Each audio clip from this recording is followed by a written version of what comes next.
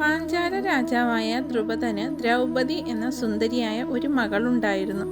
മകൾക്ക് അനുയോജ്യനായ വരനെ കണ്ടെത്താൻ രാജാവ് ഒരു വലിയ സ്വയംവരം നടത്തി.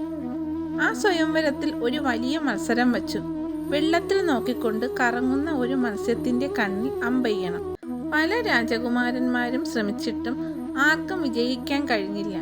അപ്പോഴാണ് വേഷം മാറിയെത്തിയ അർജുനൻ എന്ന വീരൻ ആ വെല്ലുവിളി ഏറ്റെടുത്തത്. ഒരൊറ്റ അമ്പ് കൊണ്ട് അർജുനൻ മത്സരം ജയിച്ചു. അങ്ങനെ ദ്രൗപദി അർജുനന്റെ ഭാര്യയായി.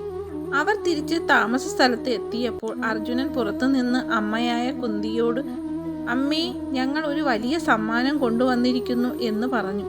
അകത്തിരുന്ന കുന്തി ആരാണെന്നോ എന്താണെന്നോ അറിയാതെ, "നിങ്ങൾ കൊണ്ടുവന്നത് 5 പേരും തുല്യമായി പങ്കിടണം" എന്ന് പറഞ്ഞുപോയി.